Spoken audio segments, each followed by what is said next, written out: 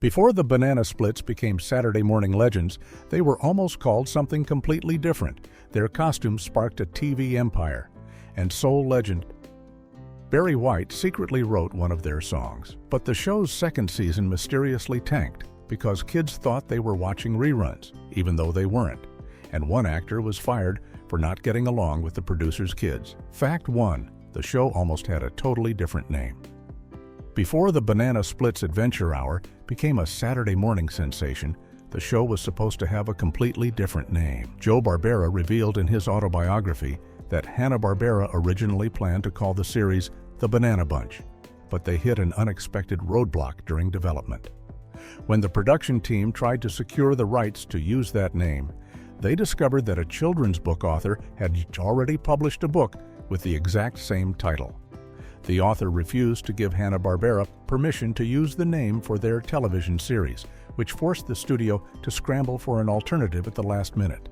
This seemingly small change had bigger consequences than anyone expected, as the new name, The Banana Splits, would end up defining the franchise for decades to come. The hasty name switch also created major problems for the show's sponsor, Kellogg's Cereals, who had already begun production on promotional materials using the original title. What started as a simple copyright issue transformed into a costly mistake that would affect everyone involved in bringing the show to air. Fact 2. Kellogg's destroyed 1.25 million cereal boxes. When the show's name changed from The Banana Bunch to The Banana Splits, the sponsor Kellogg's Cereals faced a nightmare scenario. The company had already printed 1.25 million cereal boxes featuring the original Banana Bunch name before Hanna-Barbera discovered they couldn't use that title. Since the name change happened so late in the production process, Kellogg's had no choice but to destroy every single one of those boxes and start over from scratch with the new branding. This wasn't just about throwing away some packaging materials. It represented a massive financial loss for the cereal company and required them to completely restart their promotional campaign. The destroyed boxes would have been ready to ship to stores across the country, filled with cereal and ready to capitalize on the show's premiere. Instead, they all ended up in the trash, forcing Kellogg's to rush new boxes through production with the Banana Splits printed on them. This expensive mistake demonstrates how one copyright issue with a children's book author created a domino effect that cost the show's sponsor a fortune before the first episode even aired. Fact 3. 3 actors were brothers working under fake names. Behind the furry costumes of 3 of the 4 Banana Splits were brothers Jeffrey, Terrence, and Dan Winkless, who played Fleagle, Bingo, and Drooper, respectively. What made this casting particularly interesting was that their father, Nelson B. Winkless Jr., worked as a jingle writer for the Leo Burnett agency and had a direct connection to the show's sponsor, Kellogg's. Winkless Sr. had written some of the most memorable cereal jingles in advertising history, including The Best to You Each Morning for Kellogg's and the famous Snap, Crackle, Pop song for Rice Krispies. He also co-wrote The Beautiful Calliope, a song that appeared on the Banana Split series itself. Because of these family connections, the production team worried about the appearance of nepotism if all 3 brothers appeared in the credits with their real last name. To avoid any controversy or accusations of favoritism, the actors' names were deliberately changed in the show's credits, hiding the fact that 3 of the 4 main performers were siblings and the sons of someone closely connected to the sponsor. This secret family affair remained hidden from most viewers for decades, even though the Winkless family had a huge influence on the show, both in front of and behind the camera. Fact 4. The original Snorky got fired. For personality conflicts, the first actor to play Snorky the Elephant was James Dove, who ironically had more professional experience than many of his castmates. Before putting on the elephant costume, Dove had worked as a voiceover artist, which meant he actually had vocal training and acting experience that would seem perfect for a television production. However, his background didn't matter when it came to getting along with his fellow cast members. Dove was hired specifically because of his small stature, which made him ideal for fitting inside the Snorky costume, but he quickly ran into problems on set. According to Dove's own account, He couldn't get along with the Winkless brothers who played the other three Banana Splits characters, and the personality clashes became too much for the production to handle. Despite his professional qualifications and the fact that he was physically perfect for the role, Dove was fired from the show because of his inability to work smoothly with what he later called the Winkless kids. This behind-the-scenes drama shows that even on a children's television show featuring people in animal costumes, personality conflicts and on-set relationships could make or break someone's career, regardless of their talent or experience. Fact 5. Barry White wrote a Banana Split song long before Barry White became famous for his deep, romantic voice and legendary R&B hits like Can't Get Enough of Your Love, Babe. He was an up-and-coming songwriter trying to make a name for himself in the music industry. In 1968, while working as an A&R man for Bronco Records, White wrote a song called Doin' the Banana Split, specifically for the Banana Splits television show. This funky, soul-infused track was completely different from the bubblegum pop that dominated most of the show's music, standing out as what one music critic later described as an absolutely batshit slab of heavy, funky soul. White didn't just write the song, he also performed the lead vocals himself, making it one of his earliest professional recording credits. The song was so different from the typical Saturday morning children's show music that many people today find it hard to believe. The same Barry White, who later became the king of romantic soul, started his career writing songs for a kids' show about anthropomorphic animals in a rock band. This bizarre early credit in White's career shows how even legendary musicians had to take unusual gigs to get their start in the entertainment industry. Fact 6. Future Superman director launched his career. Hear Richard Donner, who would go on to direct some of Hollywood's biggest blockbusters, including Superman in 1978, The Goonies in 1985, and the entire Lethal Weapon franchise, got an important early directing opportunity on the Banana Splits Adventure Hour. Donner directed all of the live-action material filmed for the show's first season, which included both the Banana Split segments with the costumed characters and the Danger Island cliffhanger serial that aired as part of each episode.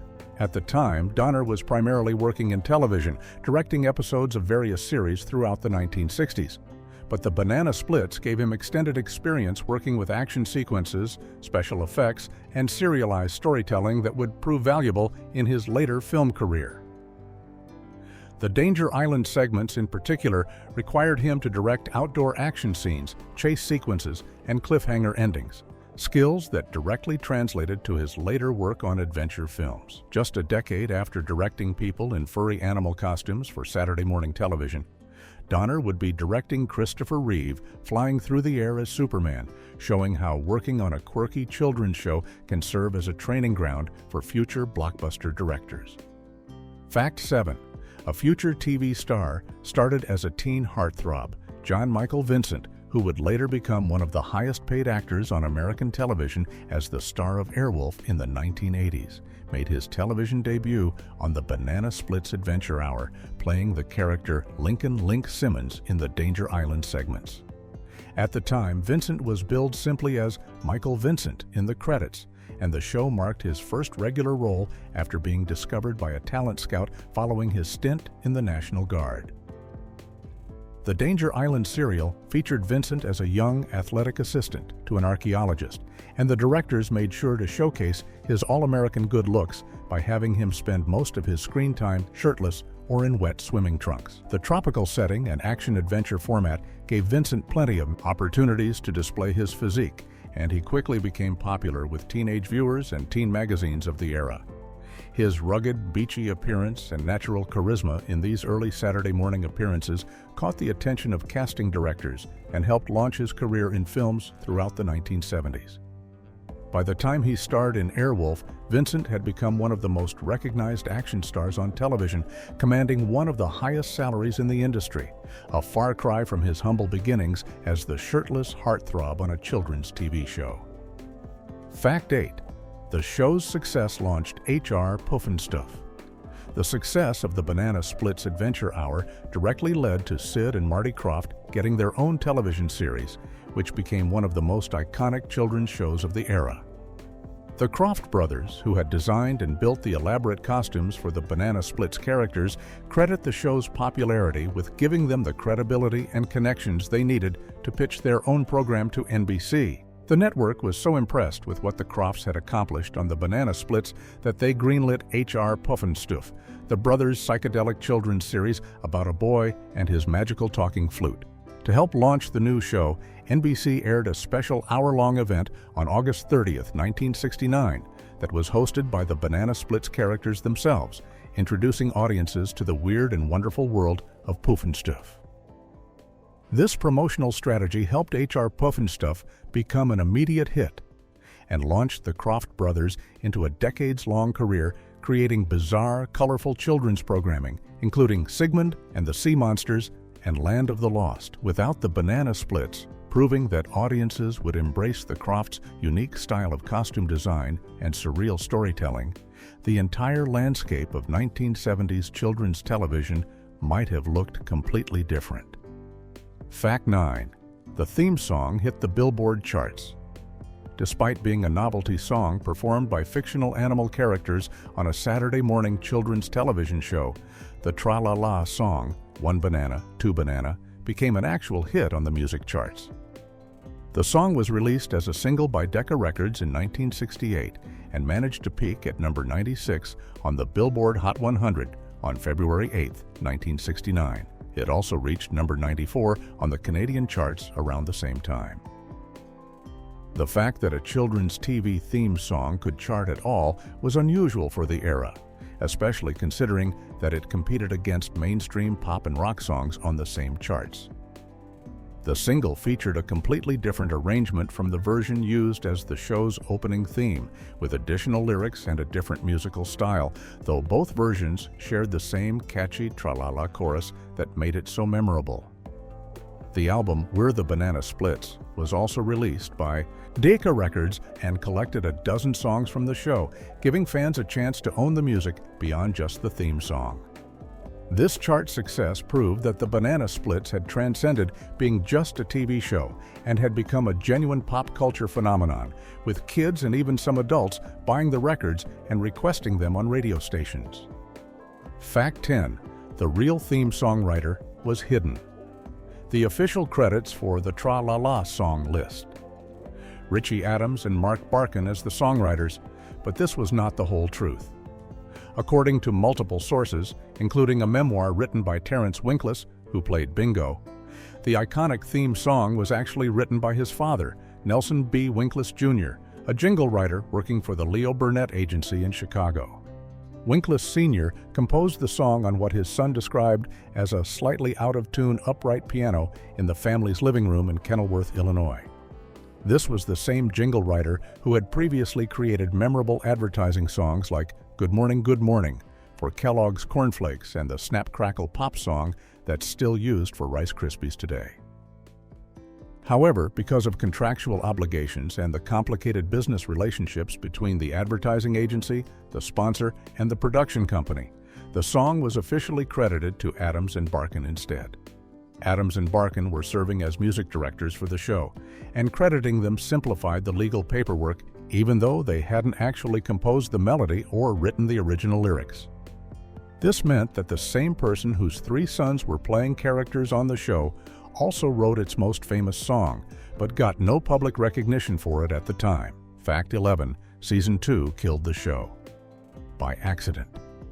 The Banana Splits Adventure Hour was a massive hit during its first season, drawing an incredible 65% share of the Saturday morning audience. But the second season proved to be a disaster that led directly to the show's cancellation. While the production staff did create 13 brand new episodes with all new comedy sketches and segments featuring the Banana Splits characters, they made one critical mistake that confused their young audience. The sets, backgrounds, and overall visual design of the show remained exactly the same as the first season, with no noticeable changes to help distinguish the new episodes from the old ones. To make matters worse, the animated segments and the Danger Island serial that aired between the Splits comedy bits were reruns from Season 1, since those had been so expensive to produce. Young viewers tuning in saw what looked like the exact same clubhouse, the same set designs, and the same cartoons they had watched the year before, leading many kids to assume they were watching repeats instead of new content. Parents and children alike complained to NBC that they were being shown old episodes, even though the Splits segments were genuinely new material. This confusion caused ratings to plummet dramatically from the first season's success, and NBC canceled the show after completing the second season. The mistake demonstrated how important visual variety and change are for children's programming, where young audiences need clear signals that they are watching something new. Fact 12. The banana buggies were military vehicles. The colorful, six-wheeled vehicles that the Banana Splits drove around in during the show weren't custom-built for the production. They were actually modified military-grade all-terrain vehicles. The iconic banana buggies started their lives as Amphicat six-wheel drive ATVs, which were designed for serious off-road use and could even travel through water. The production team took these rugged vehicles and decorated each one to match the personality and appearance of the character who drove it, adding bright colors, character-specific details, and playful designs to transform them from practical military equipment into whimsical Saturday morning TV props.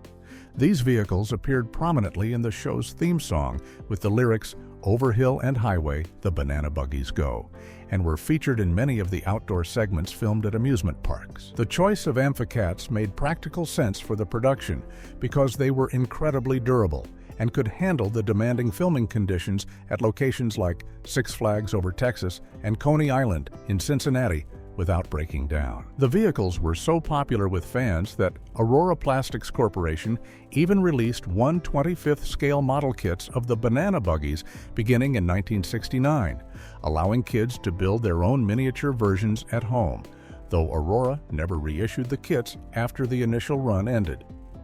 Fact 13. One of the first shows with a laugh track. The Banana Splits Adventure Hour broke new ground by being one of the first Saturday morning children's shows to incorporate a laugh track into its programming, though the production used it in a very specific and limited way. The laugh track only played during the live-action comedy segments featuring the Banana Splits characters themselves, when they were doing their slapstick sketches, physical comedy routines, and club meeting hijinks in the brightly colored clubhouse set. However, the cartoon segments that aired during the show, including Arabian Nights and The Three Musketeers, did not have laugh tracks, keeping them more serious and adventure-focused. This selective use of the laugh track was intentional, helping to distinguish between the silly, comedy-driven segments with the costumed characters and the more dramatic animated adventures that made up the rest of the hour. The Banana Splits debuted in 1968, the same year that Filmation's The Archie Show became the very first Saturday morning cartoon to use a laugh track throughout its animated segments, by adding the laugh track to its live-action portions. The Banana Splits was following the lead of primetime variety shows like Rowan and Martin's Laugh-In, which the show's format was partially based on. The decision to use laugh tracks on children's programming was somewhat controversial at the time, with some critics arguing that it told kids when to laugh instead of letting them discover the humor naturally. Fact 14.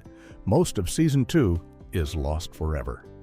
While the first season of the Banana Splits Adventure Hour is widely available and has been rerun on various networks for decades, the 13 episodes that made up Season 2 have essentially vanished from television history. When the show went into syndication in 1970 under the new title The Banana Splits and Friends Show, only the 18 first-season episodes were included in the package, edited down into 36 half-hour installments. The second season was completely excluded from this syndication deal, likely because all of the cartoon segments and Danger Island chapters in those episodes were reruns from Season 1, making them less valuable for a package that stations could air daily.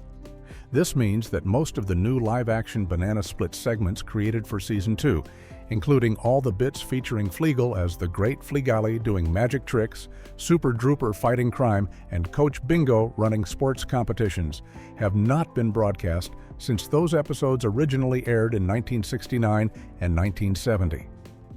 Only 8 very brief clips, lasting between 10 and 15 seconds each, were salvaged from Season 2 and edited into the syndicated package to introduce cartoon segments.